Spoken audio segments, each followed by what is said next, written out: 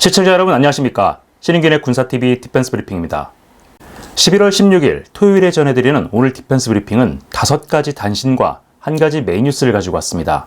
단신들은 주로 무기체계 도입 관련된 소식들이고 메인 뉴스는 굉장히 우려되는 소식인데 최근에 주하이 에어쇼가 있었죠. 이 주하이 에어쇼를 계기로 해서 러시아가 수호이 57 전투기를 최초로 해외에 수출했다라고 발표를 했습니다.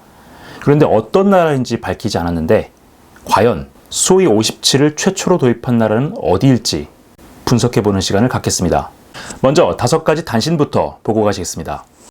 튀르키예가 세계 최초로 무인기에서 공중발사 탄도미사일을 발사하는 데 성공했다는 소식입니다. 튀르키예 공군에 배치 중인 아킨시 무인기에서 아이하 230으로 명명된 신형 미사일을 발사했는데 바이락타르 측은 이번 실험에서 155km 떨어진 표적을 정확하게 타격하는 데 성공했다고 밝혔습니다. 튀르키예가 우크라이나 전쟁을 통해서 바이락타르 TB2라는 모델을 굉장히 히트를 시켰죠. 무려 31개국에서 운용할 정도로 굉장히 베스트셀러가 됐는데 여기에 고무돼서 바이락타르 TB3 그리고 이것보다 더 큰 바이락타르 아킨시라는 모델을 내놨습니다. 사진에서 보시는 바로 이 기체가 아킨시인데 날개에 뭔가 거대한 미사일이 달려있죠. 튀르키예 측은 이것이 공중발사 탄도미사일이다 라고 주장을 하고 있는데 사실 따지고 보면은 그냥 공대지, 초음속 미사일이죠. 이러한 개념의 미사일 어디서 많이 보셨을 겁니다. 이스라엘이 이란을 공격할 때 사용했던 램페이지라는 미사일을 기억하실 겁니다. 이 램페이지 미사일은 300mm 정도 되는 지상 발사 로켓을 공대지형으로 개량한 건데요. 이 램페이지도 마하 2에 200km 정도의 사거리가 나오죠. 이 아이하 230이라는 모델도 TRG-230이라고 해서 튀르키예가 개발한 다련장 로켓의 로켓탄을 공대지 버전으로 개조한 겁니다. 다만 300mm가 넘어가는 램페이지하고 다르게 230mm이기 때문에 크기는 상대적으로 좀 작죠. 사거리도 좀 떨어지고요. 그럼에도 불구하고 5.5톤밖에 되지 않는 이런 무인기에서 초음속으로 적 진지를 타격할 수 있는 그런 미사일을 발사하는 데 성공했다. 이것은 튀르키예가 참 고무적인 성과를 낸 것은 맞는 것 같습니다. 브라질이 36대를 발주한 그리펜 EF 전투기 추가 구매를 결정하고 스웨덴 사브와 추가 구매 의향서를 체결했다고 밝혔습니다. 스웨덴이 C390 수송기를 도입하는 것에 대한 반대급부 성격인데요. 이번 의향서에서 브라질이 밝힌 구매 수량은 9대입니다. 네, 그리펜 추가 도입 의향서가 아니라 항공우주 분야에서의 협력에 대한 의향서라고 체결을 하고 스웨덴은 브라질에서 개발한 C390 밀레니엄 수송기를 도입을 하고요. 이에 대한 반대급부로 브라질이 9대의 그리펜을 사준 그런 계약입니다. 일단 브라질은 36대의 그리펜 EF를 도입은 하고 있는데 지금 노후화된 F5EF, F5EM 버전으로 성능 개량을 해서 사용은 하고 있죠. 그런데 얼마 전에 이 기체 하나가 노후화 문제 때문에 추락을 해서 이에 대한 대체 요구가 계속해서 빗발치고 있는 상황이긴 합니다. 현재 그리펜 조립 생산 라인을 설치를 해놓고 여기에서 단계적으로 그리펜 생산량을 확대를 해서 궁극적으로는 약 70여 대 정도의 그리펜을 도입해서 주력 전투기로 도입할 그럴 생각을 가지고 있습니다. 그런데 답을 이렇게 정해놓고 계약을 하게 되면은 이 협상 과정에서 굉장히 불리해질 가능성이 있죠. 그래서 이 70여 대에 대한 그리펜 발주를 일괄적으로 하지 않고 이런 식으로 반대급부를 서로 주고받는 그런 현명한 거래 방식을 이어가고 있는 것 같습니다. 약 100대 규모의 신형 장갑차를 도입하는 라트비아 육군의 차세대 장갑차 사업에서 우리나라가 제안했던 K21 파생형이 탈락했습니다. 라트비아 정부가 스페인 제너럴 다이내믹스 유러피언 랜드 시스템스에서 제안한 아스코드 장갑차를 우선 협상 대상자로 선정하고 세부 계약 협상에 들어갔다는 소식입니다. 근데 100대 정도를 도입하는데 책정된 예산은 약 4조 원 정도였습니다. 수명주기 비용을 포함한 그런 금액이었는데 이번 사업에는 세 종류의 차량이 제안서를 냈습니다. 우리나라의 K21이 K21 MPF라고 해서 105mm 포를 장착한 경전차형을 함께 제안을 했고요. 튀르키예에서 툴파르라는 이번에 완전히 새로 나온 검증되지 않은 그런 모델을 갖고 나왔고 제너럴 다이내믹스에서는 아스코드의 개량형을 제안을 했는데 사실 이 라트비아 사업 K21이 가장 유력하다라는 그런 평가들이 현지에서도 많았습니다. 왜냐하면 라트비아는 전차가 없기 때문에 보병 전투 장갑차는 물론이고 같은 플랫폼을 공유하는 경전차도 요구를 했었습니다. 그런데 여기에서 이 요구 조건에 맞춰서 패키지를 제안하면서 가장 저렴했던 모델이 K21이기 때문에 K-21이 폴 포지션을 차지했다. 이런 평가들이 꽤 많았습니다. 자, 그럼에도 불구하고 K-21이 떨어졌죠. 라트비아 정부는 이 세 가지 후보의 평가 점수라든가 항목 같은 것을 구체적으로 공개하지 않았기 때문에 K-21이 왜 떨어졌는지는 구체적으로 알 길이 없습니다. 자, 그런데 한 가지 유추는 해볼 수 있죠.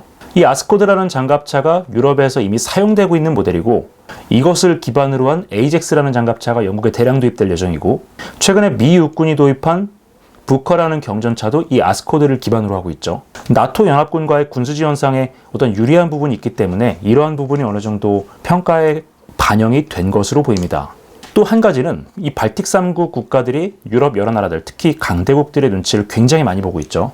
그래서 독일이나 프랑스, 이탈리아, 스페인 같은 국가들의 무기를 적극적으로 구매를 해주고 있는데 이러한 정치적인 배려도 어느 정도 개입하지 않았나 싶습니다. 독일이 튀르키예 정부가 요구한 유로파이터 타이푼 전투기 40대 판매를 승인했다는 소식입니다. 야사르 길러 튀르키예 국방장관이 독일로부터 유로파이터 타이푼 구매 승인을 받았다고 밝히며 이 전투기 구매를 위한 실무 협상에 들어간다고 밝혔습니다.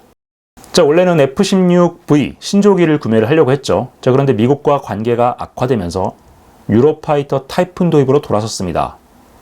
40대를 도입하는데 50억 유로, 한 대에 1억 2,500만 유로 정도 되니까 우리 돈으로 한 1,800억이 조금 넘는 금액이네요. 그렇게 비싼 금액은 아닌데 이번에 도입하는 모델은 유로파이터 타이푼 트렌치 4 모델이랍니다. 사실 튀르키예가 이 전투기에 거는 기대가 굉장히 크죠. 원래 F-16V를 도입하려고 했는데 좌절이 됐고 지금 5세대 전투기인 칸을 개발하고 있긴 하지만은 미국이 아직까지는 이 칸 전투기에 사용되기 위한 엔진 수출 승인을 내주지 않았기 때문에 이 전투기 개발이 언제까지 지연이 될지도 알 수 없는 상황이죠. 그렇기 때문에 튀르키예 공군의 이런 전력 공백을 메워줄 수 있는 가장 강력한 4.5세대 전투기가 바로 이 유로파이터 타이푼이었는데요. 일단 튀르키예 국방장관이 발표는 했습니다. 자, 그런데 튀르키예 측에서 합의를 했다라고 얘기해놓고 독일 측에서 말을 바꾸는 경우가 굉장히 여러 번 있었기 때문에 독일에서 어떤 이야기를 하는지 며칠 좀 더 두고 봐야 될 것 같습니다. 미공군 공중급유기가 수호이-30 전투기에 공중급유를 해주는 보기 힘든 장면이 포착됐습니다. 미국과 말레이시아가 국방협력 강화 차원에서 공동으로 실시한 공중급유 훈련에서 미공군 KC-135R 공중급유기가 말레이시아 공군의 수호이-30 MKM에 공중급유를 제공하는 데 성공했습니다. 자, 이 사진과 영상에서 보시는 이 화면인데요. 수호이-30 전투기가 공중급유를 받고 있는데 좀 이상하죠? 원래 KC-135 공중급유기 같은 경우에는 분 방식을 사용하죠. 그런데 이 분 방식은 수호이-30 전투기하고 호환이 되지 않기 때문에 이 수호이-30 전투기에 맞는 MPRS, 멀티포인트 리페어링 시스템이라고 하는 공용 장비를 사용해서 이 수호이-30 전투기에 공중급유를 해주고 있는 그런 장면입니다. 미국이 왜 말레이시아와 군사적 협력을 강화하고 있느냐? 최근에 인도네시아가 굉장히 삐딱선을 타고 있죠. 중국과도 굉장히 프렌들리하게 보내고 계속해서 미국의 제재를 받고 있는 러시아 해군을 초청해서 자국 연안에서 연합 해상훈련을 벌이기도 했습니다. 이 때문에 인도네시아 인접국인 말레이시아에 힘을 좀 실어주고 연합작전 체계를 좀 더 강화하려고 하는 것 같은데 그 덕분에 미국 공중급유기가 러시아 전투기에 공중급유를 해주는 굉장히 희한한 장면을 보게 된 것 같습니다. 자, 오늘의 메인 뉴스는 굉장히 우려되는 소식입니다. 러시아가 5세대 스텔스 전투기 수호이-57의 해외 수출 계약을 체결했다라고 밝혔는데 어떤 나라에 수출했는지 그것을 밝히지 않아서 구매국이 누군가에 대한 관심이 커지고 있습니다. 최근 러시아가 북한과 이란 등 불량 국가들의 첨단 전투기를 제공할 것이라는 외신 보도가 쏟아지고 있는 가운데 러시아 국영 무기 수출 업체가 스텔스 전투기 수호이-57 펠론의 첫 해외 수출 계약이 체결됐다고 밝혔습니다. 어느 나라에 수출되는지 관심이 쏠리고 있는 가운데 북한일 경우 우리 군에 큰 위협이 될 것으로 우려가 되고 있습니다. 러시아가 최근 5세대 스텔스 전투기 수호이-57의 해외 수출 버전인 수호이-57E 첫 수출 계약을 체결했으며 구매국의 요청에 따라 해당 국가에 대한 정보는 비밀로 유지될 것이라고 러시아 국영 무기 수출 업체 로소보론 엑소포르트 알렉산드르 미케예브 이사가 현지 시각 11월 13일 밝혔습니다.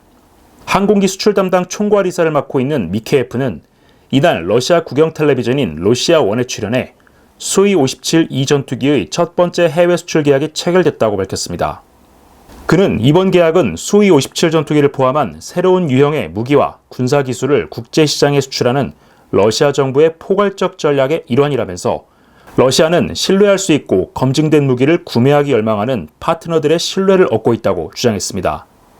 미케예프 이사의 이번 발언은 하루 전 타스와 인테르팍스 통신이 연방 군사기술협력국이 익명을 요구한 해외 고객으로부터 다목적 전투기 판매 요청을 받았다라고 보도한 것에 이어서 나온 것인데요. 복수의 외신들은 이 익명국가 후보군으로 북한과 이란, 인도와 UAE를 꼽고 있습니다. 이 가운데 인도는 최근 114대 규모의 신형 전투기 구매 사업을 추진할 것이라고 밝힌 바 있지만 수이 57에는 관심이 없고 UAE는 지난달부터 프랑스와 라팔 스탠더드 F5 개발에 참여하기 위한 협상을 진행하고 있기 때문에 수이 57을 도입할 가능성이 낮다고 평가되고 있습니다. 이란의 경우 수이 57이 아닌 수이 35와 수이 30 SM 면허 생산을 추진하는 것으로 알려져 있는데요. 이 때문에 거론된 국가 후보군 가운데 수이 57에 가장 높은 관심을 보였던 북한이 파병 대가로 수이 57을 도입하는 것이 아니냐는 우려도 나오고 있습니다. 북한이 수이 57을 도입할 경우 이 전투기를 제대로 운용하기까지는 상당한 시간이 걸리겠지만 일단 전력화되면 우리나라에 상당한 위협이 될 것으로 보이는데요. 우리 정보당국, 과연 러시아가 스텔스 전투기를 판매한 나라가 어디인지 면밀히 추적해봐야 할 것 같습니다. 네, 로소보론 엑소퍼트. 러시아의 국영 무기 수출 업체죠.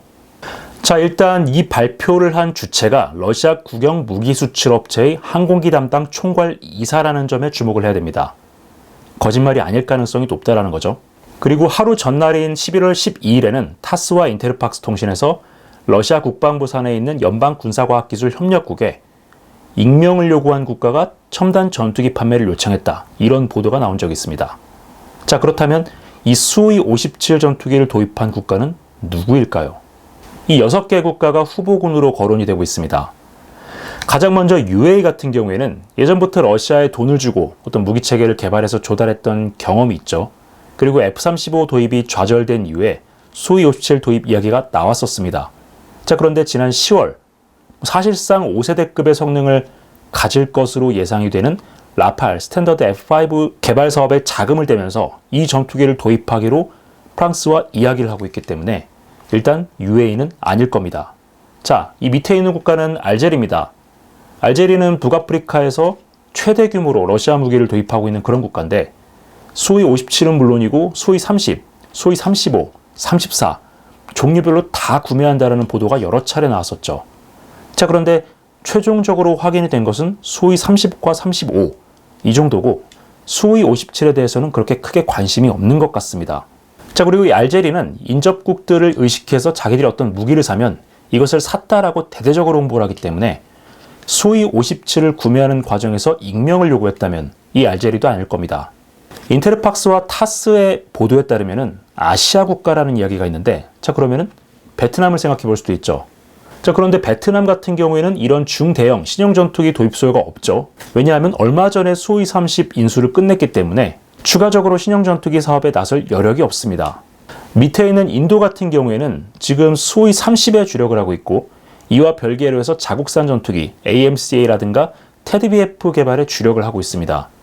특히 수이 57 같은 경우에는 AMCA하고 그 포지션이 겹치기 때문에 이미 상당 수준 개발이 진척돼 있는 AMCA를 포기하고 수이 57을 도입할 이유가 없죠. 자, 그러면 이란과 북한이 남습니다. 이란과 북한 모두 러시아의 첨단 전투기에 대해서 굉장히 큰 관심을 보여온다라고 무엇보다 이번 우크라이나 전쟁에서 러시아에 굉장히 많은 군사적 지원을 해주고 있는 국가입니다. 지난달까지 이란은 수이 30이나 수이 35 이 두 가지 기종에 대해서 현지 면허 생산 라이센스를 받았다라고 하죠. 물론 이란 정부는 공식적으로는 부인하고 있는데 이란 오신트 쪽에서는 계속해서 그와 관련된 소식들이 전해지고 있습니다. 일단 이란이 러시아제 고등훈련기 야크 130을 구매를 했기 때문에 이 신형 훈련기를 구매를 했다는 것은 그에 걸맞는 신형 전투기를 구입하겠다는 그런 선행 조치죠.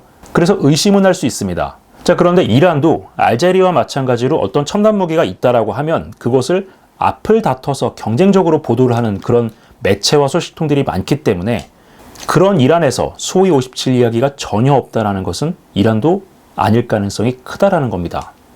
자, 그러면 남은 국가는 하나죠. 북한인데 북한은 작년 9월에 김정은이 콤소몰스크나 아무레 공장에 갔을 때 수이 35와 수이 57 두 개 기종에 굉장히 큰 관심을 보였습니다. 제 사진에서 보시는 것처럼 직접 조종석을 둘러보기도 하고 브리핑도 받았는데 제가 국방TV를 통해서 여러 차례 전해드렸죠. 북한 병사들 1인당 2,000달러 정도의 월급을 받게 될 거고 사망했을 경우에 사망 보상금도 같이 수령을 하는데 문제는 그 돈을 받아가는 주체가 병사들이 아니라 북한 정부일 가능성이 높고 일부 싱크탱크, 독일 쪽에서 주로 그런 이야기가 나오는데 현재까지 북한이 러시아에 제공한 군사적 지원의 가치가 55억 달러가 넘는다라는 이야기가 나오고 있습니다. 이렇다라는 것은 여러 가지 전략무기 기술이나 이런 것들을 받아올 수도 있지만은 이런 전투기, 특히 북한이 가장 탐내는 스텔스 전투기를 현물로 받아올 수 있는 그런 가능성도 배제할 수 없기 때문에 이 알렉산드르 미케예프 이사가 언급한 그 익명의 국가, 북한이 될 가능성도 적지 않다라고 보고 이에 대한 추적을 좀 강화를 할 필요가 있어 보입니다. 북한이 신형 전투기를 도입하려고 하는 그런 움직임은 계속해서 보였죠. 순천 비행장 활주로 300m를 확장하고 경납고를 추가로 만들었습니다.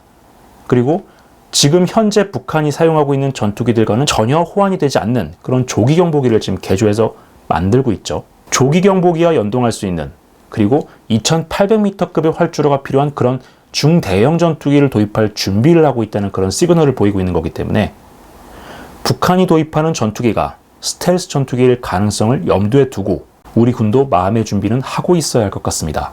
자, 오늘 저희가 준비한 디펜스 브리핑은 여기까지입니다. 시청해주셔서 감사합니다.